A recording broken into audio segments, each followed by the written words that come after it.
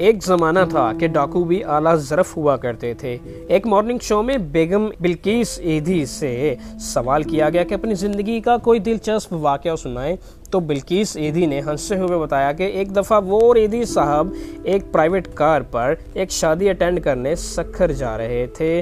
रात का वक्त था। अंदरूने सिंध से गुजरते हुए एक मुकाम पर कुछ डाकू रास्ते में आ गए और हमारी गाड़ी रोड से उतारकर कच्चे में ले गए। वहाँ पहले से कुछ गाड़ियाँ खड़ी थी और डाकू लूट मार में मसरूफ थे। थोड़ी देर में एक डाकू हमारी तरफ आया और ड्राइवर और ईदी साहब को बाहर निकलने का कहा और इन दोनों की तलाशी ली और जेब खाली करा ली। अचानक एक डाकू की नज़र ईदी साहब पर पड़ी और गौर से उनको देखने के बाद डाकू जल्दी से खड़ी जीप की तरफ गया और एक शख्स के साथ जल्दी वापस आया।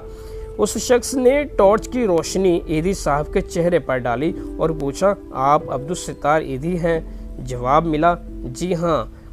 तो डाकू का सरदार यकदम परेशान हो गया।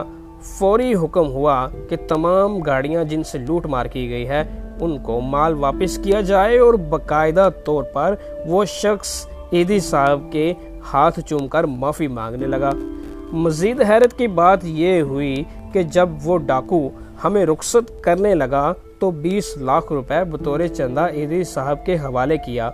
ईदी साहब के इनकार पर बोला, सर, जब मेरे जैसे गुनहगार पुलिस मुकाबले में मारे जाते हैं तो हमारा कोई रिश्तेदार हमारी लाश तक वसूल नहीं करता और ईदी साहब ही हमारी लाशों को कफनाते हैं और दफनाते हैं।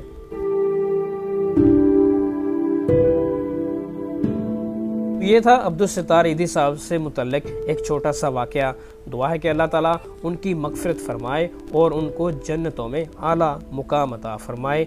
उम्मीद करता हूँ कि आपको मेरी वीडियो अच्छी लगी होगी, तो कमेंट बॉक्स में अपने ख़यालात का इजहार करें और इस वीडियो को लाइक करें। और अगर आपने मेरे चैनल को सब्सक्राइब नहीं किया तो इसको सब्सक्राइब करें और बेल आइकन को पुश करें ताकि मेरी हर नई आने वाली वीडियो के नोटिफिकेशंस आपको फ़ौरन मिल सके। दुआ में याद रखिएगा। फिर मिलेंगे एक और अच्छी सी वीडियो के साथ। इजाज़त दीजिए। अस्सलाम वालेकुम वरहमतुल्लाह।